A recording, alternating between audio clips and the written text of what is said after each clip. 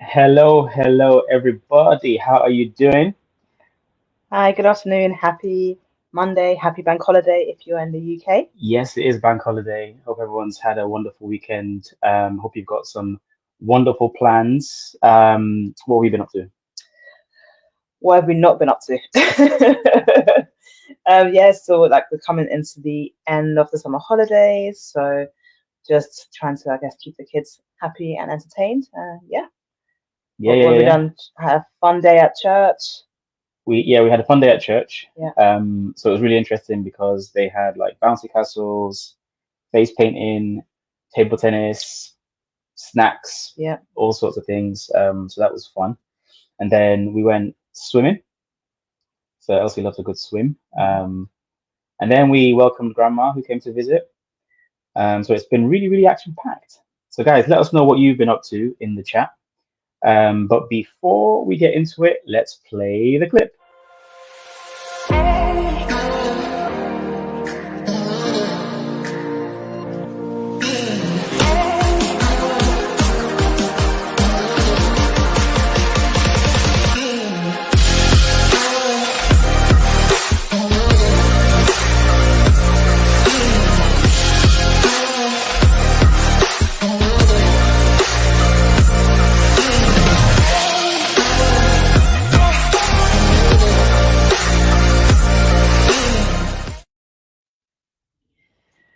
Okay, guys, just one thing for housekeeping. Can we just make sure that you can hear us? If you can just let us know in the chat, just so we can make sure we're not talking to ourselves for the next half an hour or so. Because that would be very embarrassing indeed. So, if let us know if you can hear us. Just drop like a comment in the chat, and then we'll proceed. Because we can hear us, but we want to know if you guys can.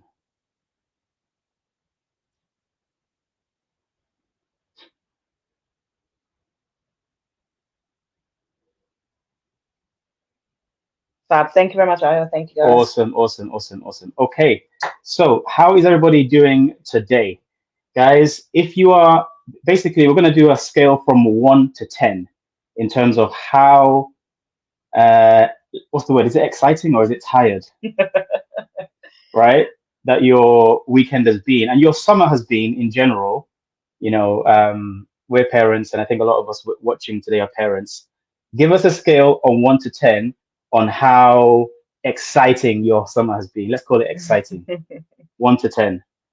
10 being the most exciting, one being the least exciting.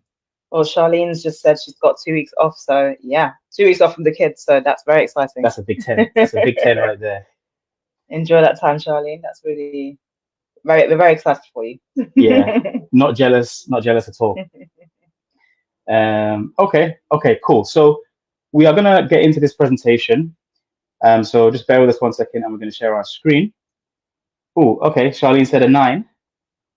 That's good. That's good. It's good to see the level of excitement. I said it's a 7. Okay, so not quite at the tens yet, but high numbers. High numbers. We like that. Good stuff. All right, guys, we're going to do a little presentation for you. So the aim of today is how to make your first high ticket sale as a coach. Now, how did that come about? So in our private Facebook group, we did a poll, right? And what were the questions on the poll? So we asked people what do they want to learn about, right? Yeah. Do you want to learn about how to make your first high ticket sale, which is what we're talking about today? What else were the other questions? I actually don't remember off the top of my head. So it was how to make your first ticket sale. I think maybe the things that they're struggling with. And I guess in general, the resounding response of the questions that we gave were, let us know how to make that first ticket sale. So first high ticket sale. So you asked, we answered, and here we are. So we're going to go through a very short presentation. So first of all, thank you guys for joining. It's going to be 30 minutes max, if that, right? Because, we've got stuff to do as well. We need to get back to our exciting summer with the kids. But we would ask if there's anything that we go through that makes you feel any way, good, bad, or indifferent, please engage. Let us know. But if you are watching this live, please drop a hashtag live in the comments. We're going to be doing a replay of this, and it's going to be on YouTube as well. So if you are watching the replay, drop a hashtag, hashtag FB replay. And if you are watching this on YouTube, drop a hashtag YouTube. Okay, so you are in the right place if you have a skill or expertise that can be used to make someone's life better. You keep receiving signs that you are really called to use the gift that you've been given to impact your world. You're also in the right place if you've been trying to sell your services or your packages for a little while, but you're struggling to make sales. And you're also in the right place if you already offer a service of some kind and are interested in turning that into a high ticket offer. Yes, yes, yes. So if you relate to any of those 4 points, drop a 1 in the chat. So we just want to make sure that we're speaking to the right people. So if any of these points relates to you, drop a 1 in the comments. You've got a skill or experience that can be used to make someone's life better. You keep receiving these signs that you're called to impact the world in a greater way. You've been trying to sell your services or packages for a while, but you're struggling to make sales. And you already offer a service of some kind, and are interested in turning it into a high ticket offer. All right, so we've got a couple of ones. So it's good to know that we're speaking to the right people. We always like to, introduce ourselves. Some of you know us, but if you're watching this video and you're thinking, who are these, handsome and beautiful couple here? Who are they? All right, so my name is Bolaji. And I'm Funmi. And we're a husband and wife team. That's our beautiful family there. So that's Elsie in the middle and Emma on the side. Now, we are digital agency owners. So we run marketing campaigns for clients and entrepreneurs, but we're also serial entrepreneurs and business consultants. And over the years, we've developed the passion and desire to really impact our community in ways which will help them to learn how to make money using their skills and really cause them to kind of level up using the skills and expertise that they already have. So we love like bringing out people's potential. That is kind of really what makes us tick. So that's about us. Now we wanted to kind of just go over a couple of points to kind of set the scene and set some levels. So there's 3 questions that we wanted to kind of pose, and we'll give our view of the answers. So why business? Why knowledge-based business? And why high-ticket business?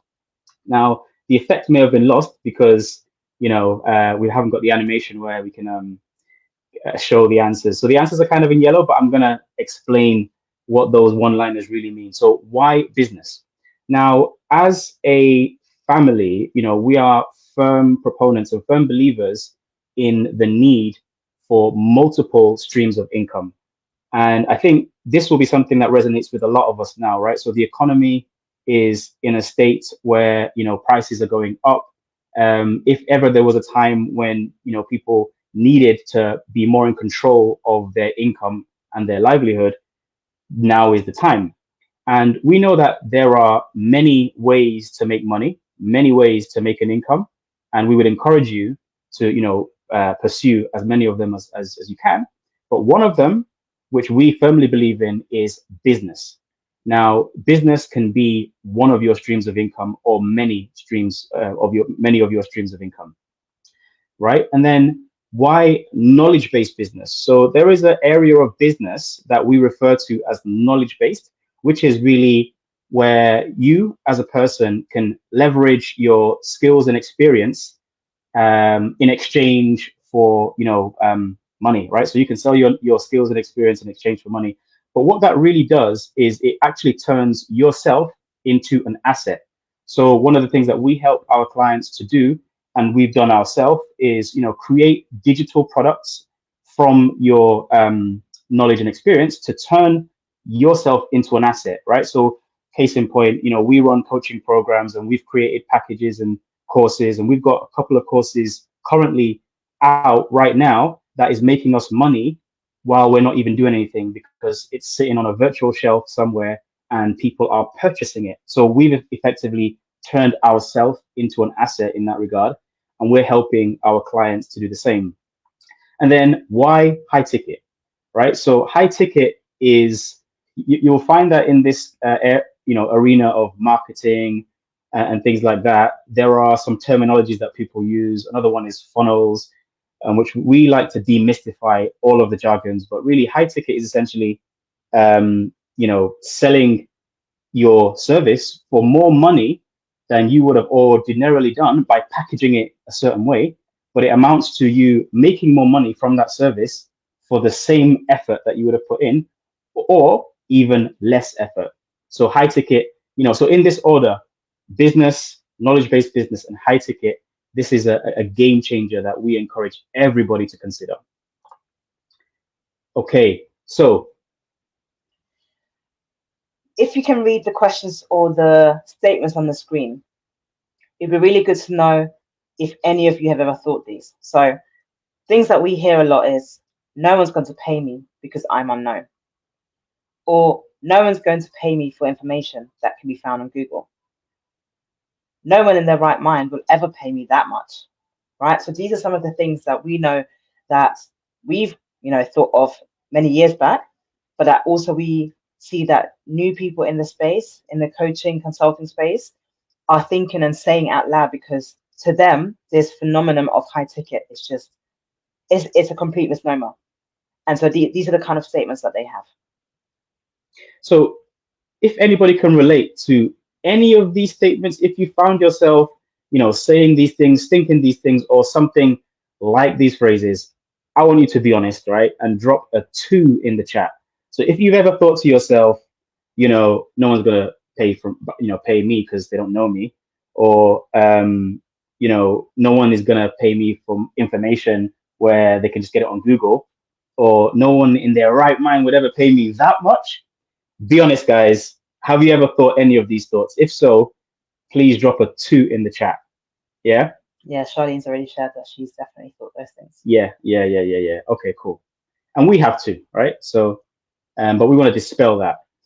And there's a phrase that we have grown to know and love and stand by, and it goes, whether you think you can or you think you can't, you are right.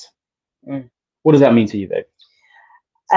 So as somebody who's gone through a mindset journey that's been in the making of, many, many years, this is, when I first heard this, I thought, wow, this is actually me, because I went through a period of not believing that I can do things.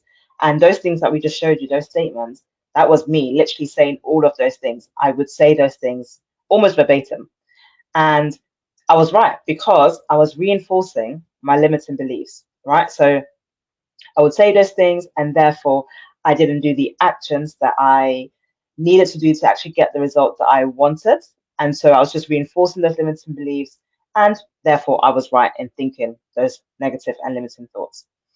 And then conversely, once I then decided that actually I'm going to change my mindset, I'm going to change what I want, and I'm actually going to try and go for it, and I rephrased those limiting beliefs into positive beliefs, and really started to engage in growth and abundance mindset practices, I started to believe that actually I can have more, I can charge more.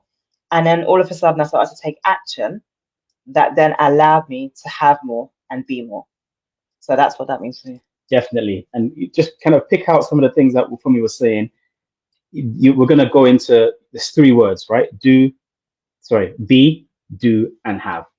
But we're going to pick up on that in just a second. So be, do, and have. This is really important. And it's like the starting point before any endeavor that you would get into. So right now we're dealing with, I guess, launching digital marketing and selling your services for high ticket, but it applies to any area of achievement. And what many of us do, the way that many of us approach, things is in the wrong order. So many of us are kind of like doing the doing, right? Doing the actions, doing the things, and wondering why you're not having and achieving and attaining the things that you would like to achieve after doing those things, whether it's posting, whether it's taking phone calls, whether it's going live, whether it's posting content, burning yourself out. Whereas that is coming from a lack mindset, right? So when you do something and you're taking action from a point of view where your mindset is not in the right place. We've experienced it where it's like we've had to talk ourselves out of situations where we need to call somebody, we need to, follow up with somebody, but then we're like, oh, but what if they're not interested? Or, oh, what if they say that, they haven't got enough money? Or what if they're busy? Or like we're putting barriers in front of the success that we are trying to achieve. And it's really coming from a lack mindset. Whereas if you turn that a little bit in a different perspective and have a growth mindset, you now begin to think about becoming, right? So now if you like park the doing for a second and focus solely on being, so then the thoughts in your mind will be things like, what does the person who achieves success in this area look like? I am going to start seeing myself as that person. There's an example of you guys are familiar with like a caterpillar, right? Caterpillar becoming a butterfly. It's a really good analogy. The caterpillar was always going to become the butterfly, but that caterpillar knows deep down inside that even though, right, I don't have wings yet, right? I cannot fly yet, but I'm going to focus on getting into my cocoon, going through the process, knowing that I am a butterfly in the making. I think that was a pretty good line. So if you guys resonated with that, can you just type in the comments, I am a butterfly in the making, right? Mm. Put that in the comments if you will. I am a butterfly in the making. If you're really resonating with what I'm saying, because this is a key point that we want to really drive home. Yeah? Okay. Good. Yes. Yes, Michael. Yes, Ayo. Thank you. I am a butterfly in the making, and I have a growth mindset. So now everything is about perspective. So if you remember the phrases that we were saying before, no one's gonna pay me because I'm unknown. No one is going to pay for information that can be found on Google. No one in their right mind is going to pay me that much, right? That is, there's two sides to every coin. So there are certain realities that exist, and this is kind of like a risk that somebody is talking about. But look at the potential side of things and the side of the lens of possibility. So now turn that on its head and say things like, as an unknown person, how can I show my credibility? Right? That's a different perspective. And then how can I present information that provides more value to somebody than searching on Google? It is very possible to do that, but you just have to change your perspective to look for that. And then lastly, how can I present my offer in a way that makes the result that they get 10 times greater than what I'm charging? Can I just give an example here? Yeah, of course. So I was literally having a conversation with a lady in the DMs who was asking me about, I kind of was giving her advice as to what kind of business she could start. And we kind of landed on potentially either virtual assistants or creating digital products, digital downloads and that sort of thing. And I said, you can go to YouTube to start off with, getting some free information, just kind of getting a feel of what it might involve. And she said to me, I'm finding some information, but it's not really quality information. Also, there's just a lot of information. I don't even know where to start. Now, the best place actually would be for her to find somebody who potentially offers a course to do exactly what she wants to do, right? Because that person, the course creator, would have organized that information in such a way where the person consuming that content will go through it step by step without having to wonder, am I doing this right? Should I be doing that now? And really feeling overwhelmed. They will go through it step by step, knowing that at the end of it, they will have their desired outcome. That desired outcome will be they have their business at the end of it. They will then be able to charge X amount of money, therefore making back the money that they invested in the course in the first place. So can you see how, yes, Google exists, YouTube exists with lots of information, but for you to actually get the information that you need in the right order to execute what you want to execute, it is so much more valuable to go with somebody who's already an expert in this field and who has already laid the tracks of how you should follow, where you should go to reach the destination that you want to get to. Awesome, awesome. If you think Funmi just spoke some fire bars, drop a fire emoji. Just drop some fire. Boom, right now. I think that was fire, what Funmi just said. Yeah, I think so. All right, anyway, so let's move on. Okay, so then another thing that we really like to let people remember is when you're going into a new environment or you're kind of trying to achieve something in a new arena, many of us get into this weird space where it's like you forget everything that you've ever achieved in your life, and you feel like you're starting from ground zero, but you're really not, right? Your whole life experience has led you to this point where you're not starting from zero. You're starting from the vantage point of everything that you've experienced up until this point. And this couldn't be truer than somebody getting into knowledge-based business, because the whole point of knowledge-based business is you're teaching somebody based on the knowledge and experience that you have gained throughout the course of your life. So your life experiences are the best kind of trainer to make you credible and to help you to get rid of that imposter syndrome. So I'm going to give an example. Now, I like to use as many Bible examples as I can to help me and help us in business, because I think the Bible has the best teachings as far as business is concerned. Now, how many of you are familiar with the story of David and Goliath? I would like to think that many of us remember our Sunday school and the story of David and Goliath, right? So it's a slingshot to the head, boom, Goliath is dead. I'm not rapping, but I've just got bars. But yeah, so we know the story, right? But here's kind of the point that I was looking to make in this. David was not a soldier. David's brothers, they were soldiers. They were in the army. They looked the part. So David could have said, "Oh, I feel like they're more qualified than me, so I'm not even going to attempt this," right? But no, David didn't do that. David said, "I'm going to step up, right? I'm going to step up to this challenge, and I know that I can beat this Goliath because I have used the same skills and I've gained the right level of experience where I have been." So David was tending sheep, right? So David was a shepherd, and he has wrestled with lions, tigers, and bears. So as far as defeating, a very formidable foe, he's done that like many times before. So Goliath was no different, but it was just that, Goliath it was on a different arena. He was in a different arena and in a different stage to where he was before.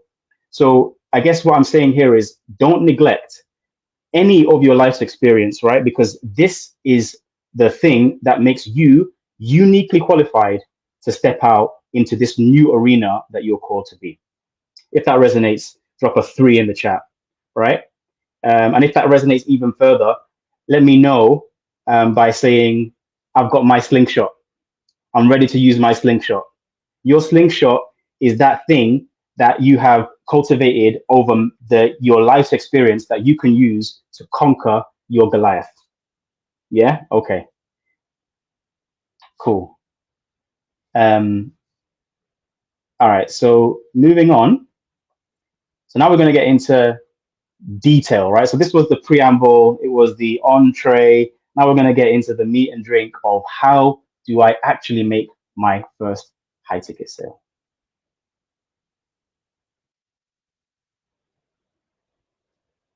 Okay, so how do you make your first high ticket sale? And the answer is relationship.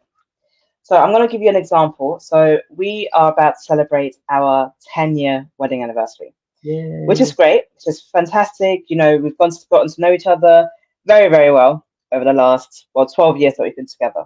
Yeah.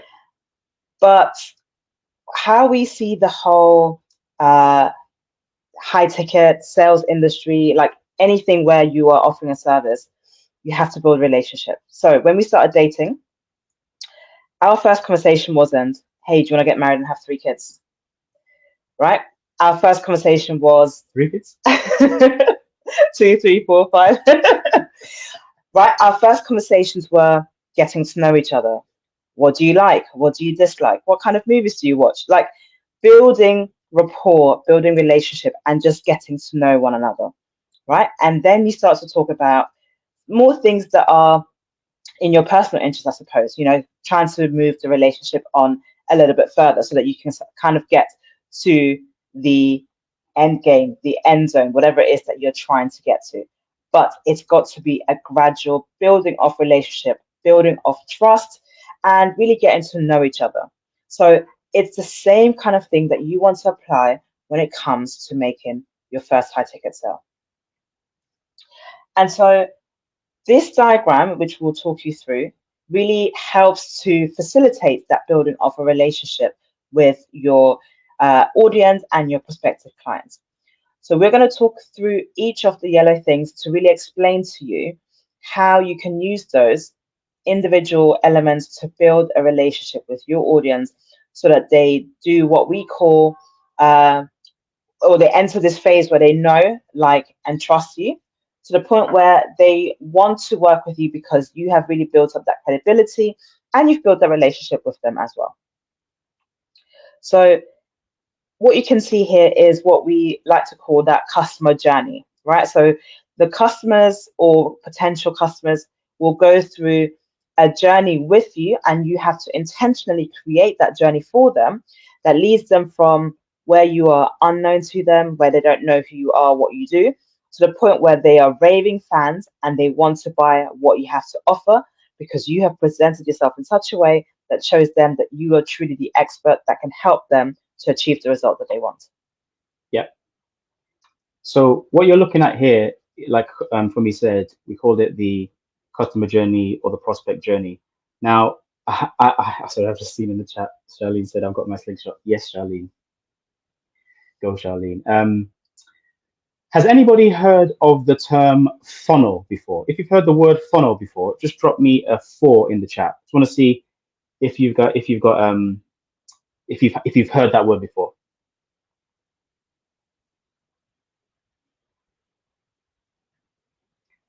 The reason we are not using that word is because we don't want to use jargon. So we want to be as clear as possible, right? Okay, thanks, Aya. So you've heard of the word. So essentially what we're describing here is a funnel.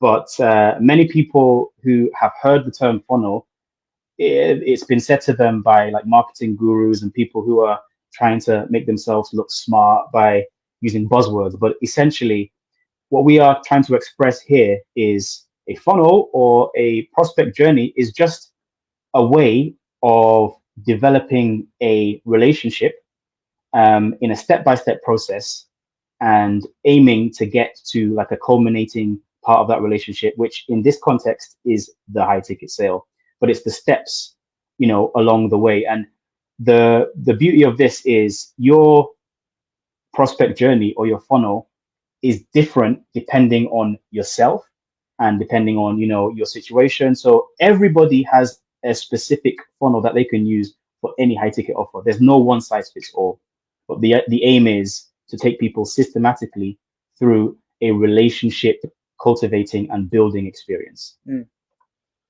That's right. So here's what a lot of people think that they need to make high ticket sales, but actually when starting out, you don't need any of these. So you don't need a website. You don't need to be on every social media platform. You definitely don't need complicated tech. And the one thing that I think so many people think they need before they start is a big following. There are people making multiple 5, 6 figures who don't even have 10,000 followers on any social media platform. Yeah. Simply because they have the things that they do need in place. Exactly.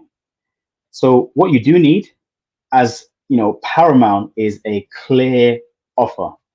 So in any of the things that you see of our material and when we talk, we're always going to stress the point that a very clear offer is needed.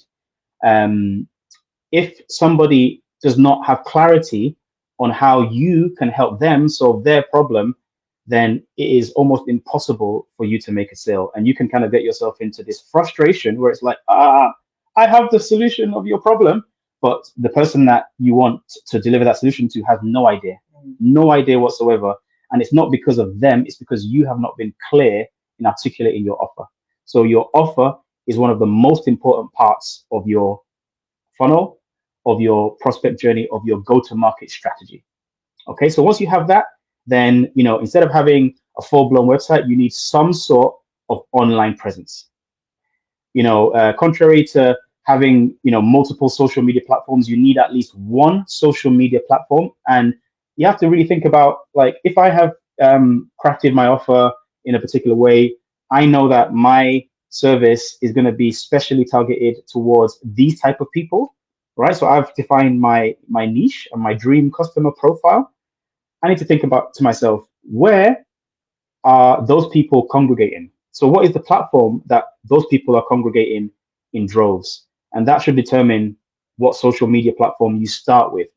And bear in mind, this whole presentation is about making your first high ticket sale. So it's not about what do you do like forever and perpetually, but it's just based on the concept of momentum. And they say success loves speed. So we're helping you to get to your first sale so that you can use that momentum to now grow and expand and then do more, but have a focused one social media platform strategy initially.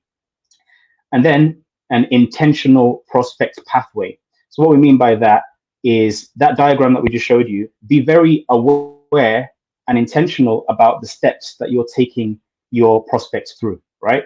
And then your traffic source. So what I mean by traffic source is if you don't have, like, if you've got this thing, this service, or this thing that you want people to be aware of, there is this adage that is completely false, right? So people say, if you build it, people will come.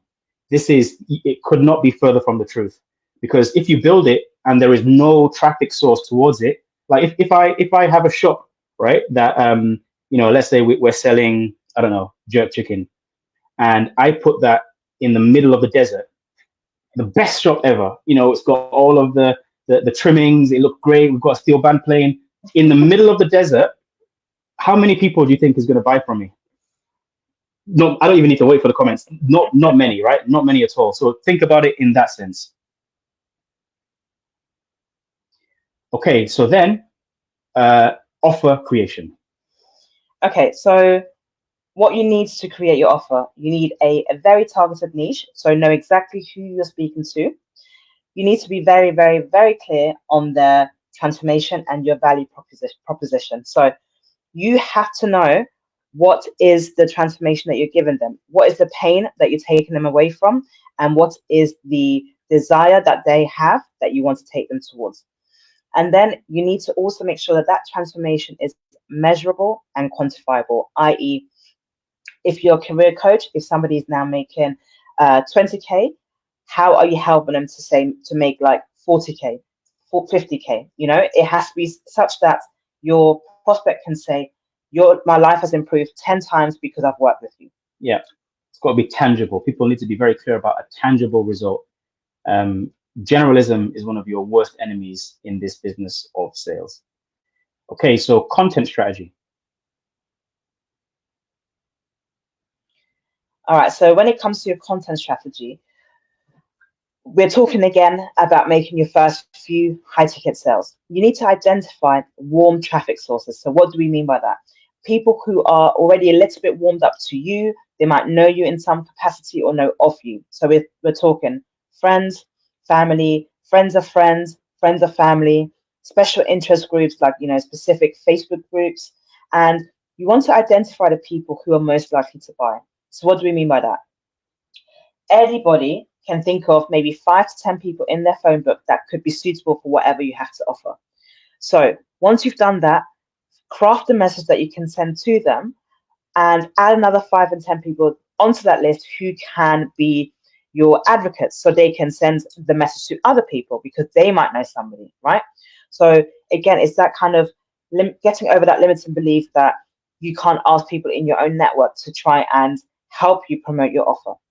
You absolutely can. And that is where a lot of people get their first few sales from.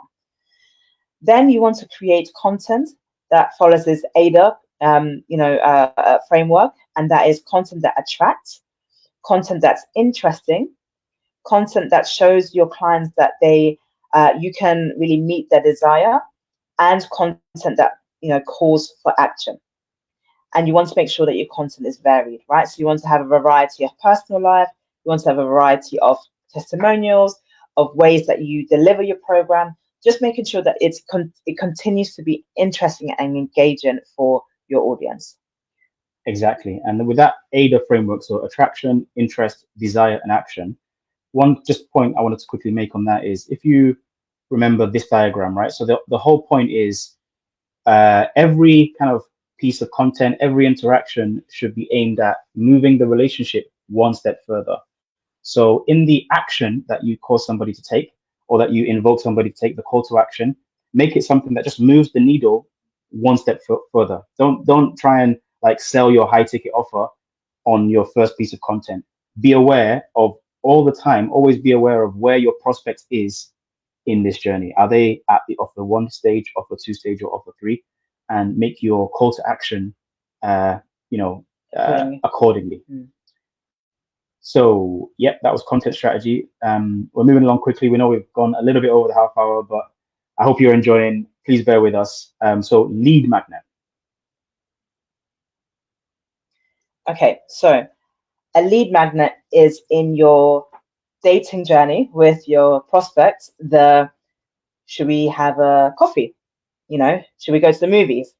Should we have a snack? Not a full-on romantic 5-course dinner. So it's just giving them something where you can give them a little bit of value immediately, right? Yeah. So you want to give them something that doesn't cost them very much, other than potentially exchanging their email address to get your lead magnet.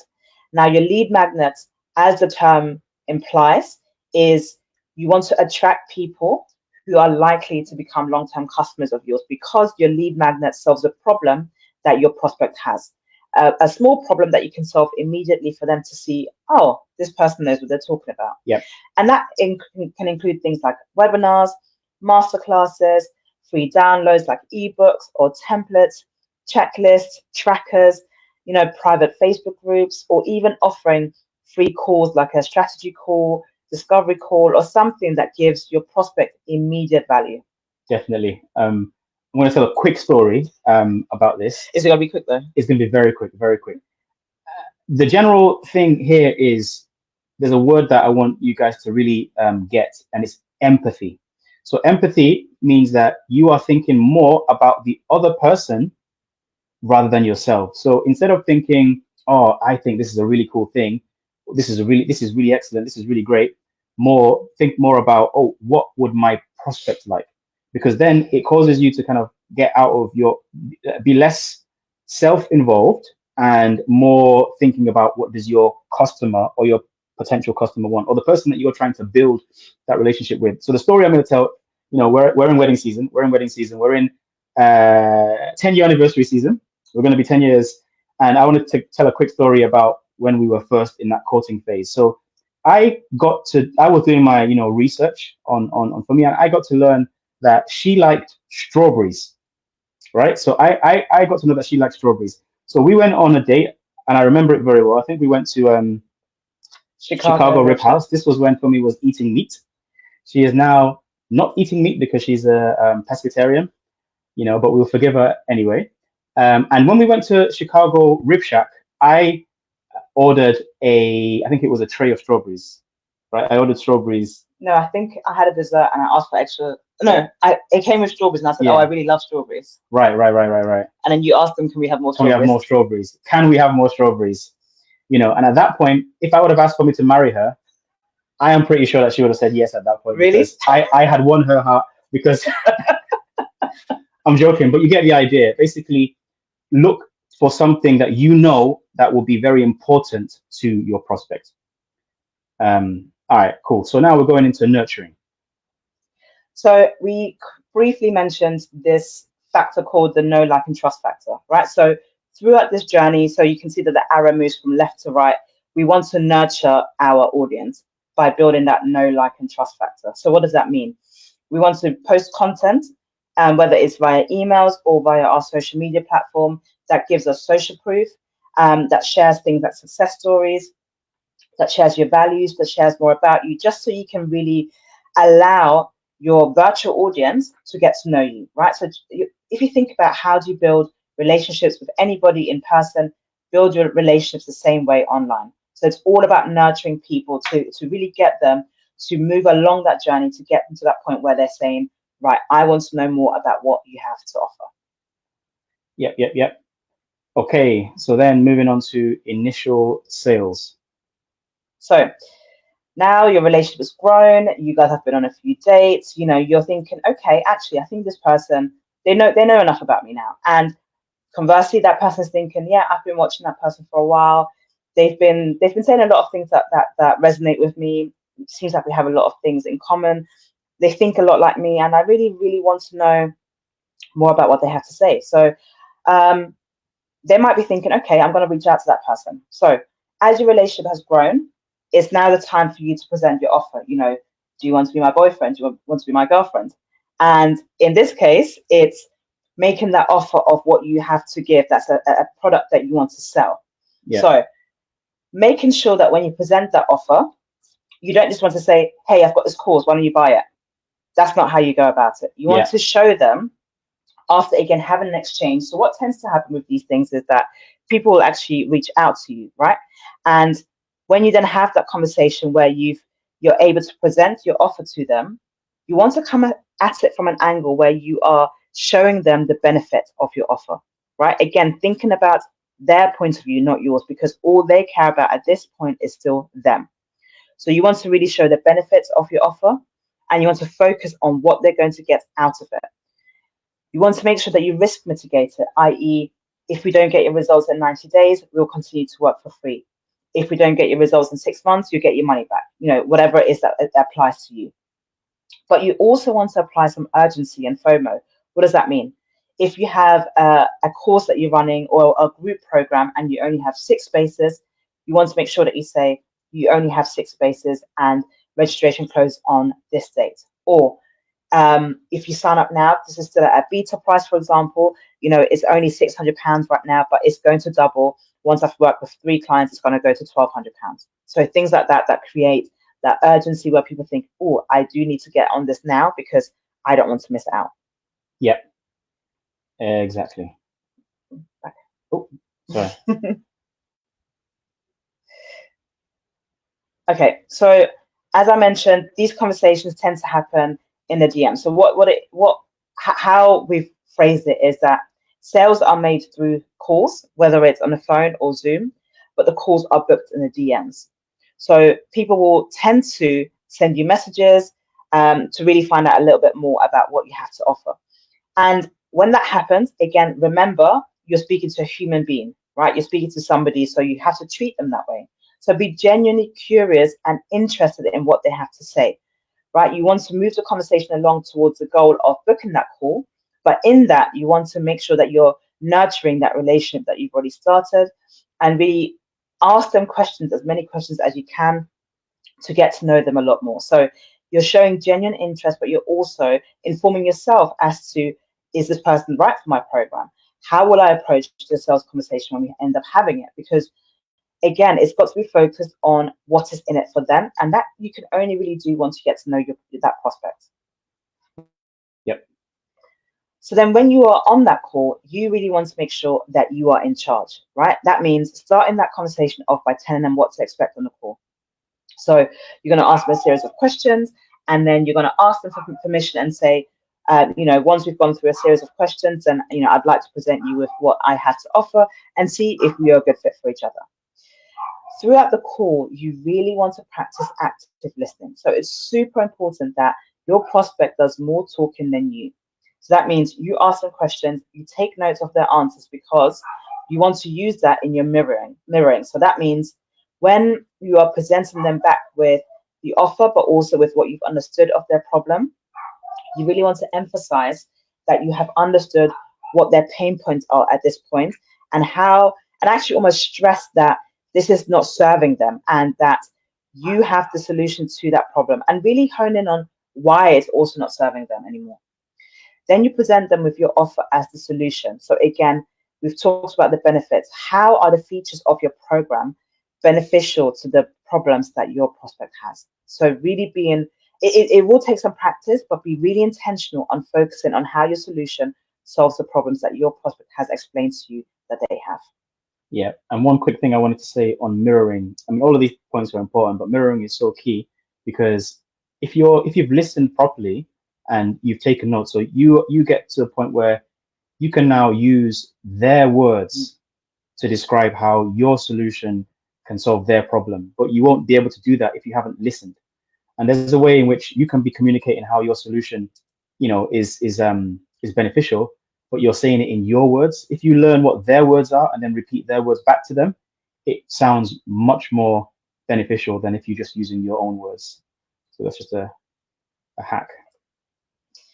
Okay, so the last thing, or the last couple of things, are when you have gone through all of the previous steps and you're now at the point of telling them about the price of your offer, you have to remember one sales trick that we learned, and it's a game changer.